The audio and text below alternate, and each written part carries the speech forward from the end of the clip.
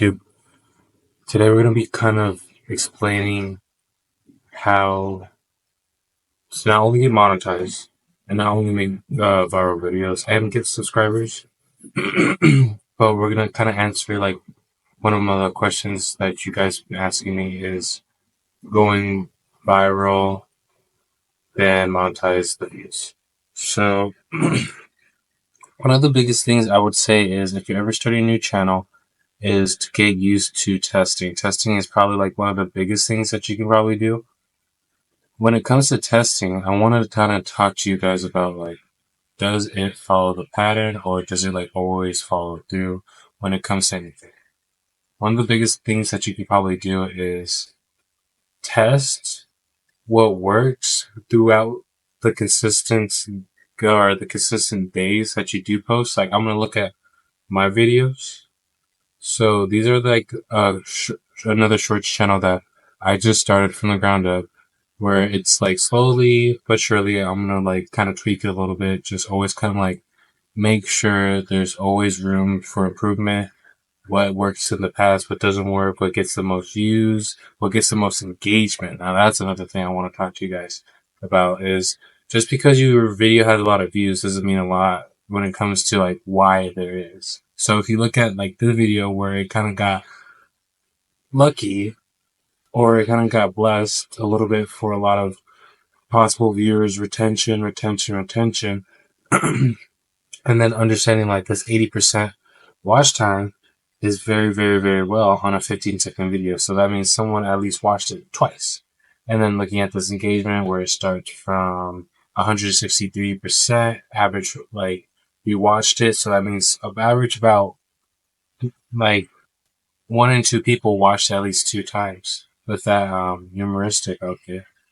And so that's like the highest watch time. So a lot of reaction, not only reaction is if you don't really want to show your face or you're not comfortable showing your face, kind of like revamping like why like certain videos that kind of do well that are very short, yeah, compared to long form videos or shorts that don't get that many views. You know, just certain things. It's almost kind of like a luck-based scenario, but not only luck, it's just understanding like why does old content perform well, and then how can you like just reuse that like same method. Like, is it 15 seconds? Does the video like look like this? We can react. Let's go, go! Let's go! Let's go! Bro, she has a deeper voice than me. Okay, not to watch my video all the time. Like, it's from there, and then looking at the engagement, and then that's about it. So, and then also kind of using the sound or any type of popular sound can also like play a lot into the whole concept. Like even if the video can't even be heard, I still like to use it. Or the video can't even like, or I can't use the video with the audio because no one's really gonna like listen because it's really too loud to use. But just kind of like focusing on that type of metric. But another thing is kind of just branch out. Like this is another video that you guys will kind of run into like stagnation or videos that won't do well. Like just looking at this channel, like certain content like this, like it'll even show you in like your Google or your YouTube studio, like did this perform well? What number do you see? Like what videos are performing very, very well within your niche, within your audience? Like is it hitting like average duration of watch time? Like is it what just kind of understand like why is it performing well? And like kind of seeing like why does it like kind of stall out? Like it does very, very, very well in like the next almost 24 hours, but then there it just hits like a flat line. So how can you like almost improve not like when the out your audience, how can you get better like new audience? Not better, but just better like performance on those videos. That's what I was trying to say.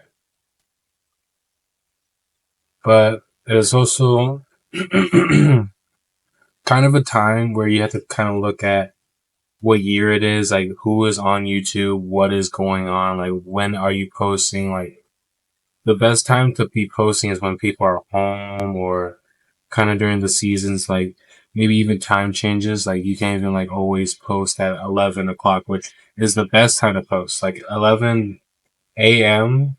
to 3 p.m. is like the best time to post.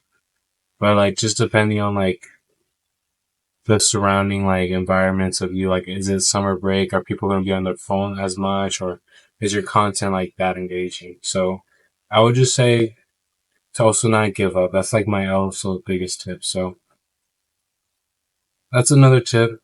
So I hope this video helps. I don't want to keep your guys' attention for too long, but another thing is, can you please also watch the end of the videos? Those also help me a lot. And also, if you guys are interested, I do also have like a little playlist right here.